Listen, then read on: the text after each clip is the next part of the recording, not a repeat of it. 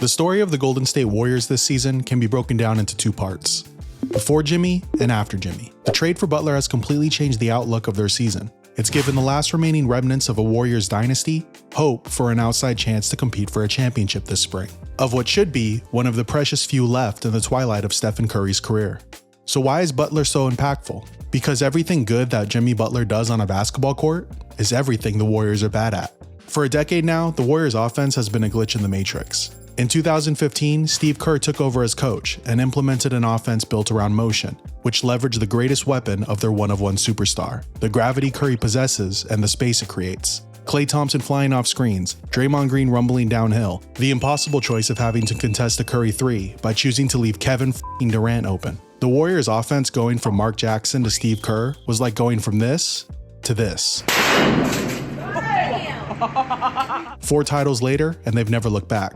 But no offense is perfect, and the Warriors are no exception. There are 2 main deficiencies. 1, they don't get to the line very often. Because the goal of a motion offense is to create as much space for open shots as possible, as a team, you're not going to draw that many fouls. The highest in a season the Curry Warriors have ever ranked in free throw attempts per game, 18th. And that's only because it was Durant's first year in Golden State, when the Warriors were more willing to acclimate to his traditional isolation game, rather than their own. Their rank by Durant's last year, 28th.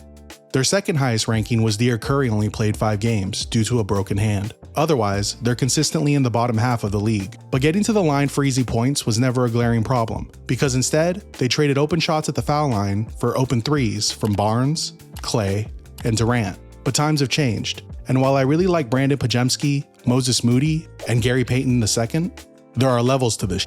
The 2025 Warriors needed that consistent second scorer behind Curry. It was easy to see. Case in point, Buddy Hield was scorching to start the season. The Warriors' record? 12-3. But then, Buddy goes cold, Kuminga gets injured, and the rest of the roster can't pick up the slack. The Warriors' record? 13-23. There are 3 things you need to know about Jimmy Butler. He gets to the line, he doesn't turn the ball over, and he likes Fall Out Boy. 2 of those things are important to the Warriors' title chances. Butler's game is based on consistently putting immense pressure on the rim. He cuts, he rebounds, he drives to the basket. Butler to the line again. He flips it in. This will be free throw 13 for Jimmy Butler. Constantly being in the paint means you're constantly drawing contact. And Butler doesn't just draw contact, he seeks it out. The 2 Miami Heat runs to the finals. Look at his free throw attempts per game. Both are his 2 highest averages ever in the playoffs. Now look at the 2 years in between.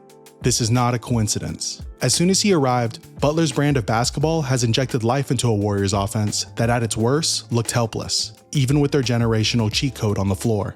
Which brings me to the second biggest change Butler has brought to Golden State. He's a guardian of the basketball. We're talking prime point guard levels of care. When the Warrior offense is really humming, it's some of the most beautiful basketball you could ever see. Right up there with the 2014 Spurs, 7 Seconds or Less Suns, or Showtime Lakers. It's the closest we get to watching some sort of intricate dance on a basketball court. When they're in sync, it's beautiful, controlled chaos. When they're not, it's just chaos. Curry throws it away, an errant pass. Turnovers have always been a Warriors staple, the price they've had to pay for being who they are. But it's never been a death sentence, because ultimately, those lost possessions were heavily outweighed by the brilliance of Steph, Klay, or Durant. That was not the case this season. But with Butler, they now have an adult that can run the offense, and more importantly, protect the ball when Curry heads to the bench. The Warriors' turnover rank this season? 12. An underrated part of Butler's game is how high his basketball IQ is and how solid his fundamentals are. He always knows where to be and what to do. He's brought a calm and steadiness to the Warriors' second unit, and Kerr has adjusted, toning down their motion offense when Butler takes the reins, adding more isolation to take advantage of his decision-making, and trusting him to make the right play every time. The stats have proven his trust is well placed. He stabilized everything immediately. Makes every possession make sense, connects the game.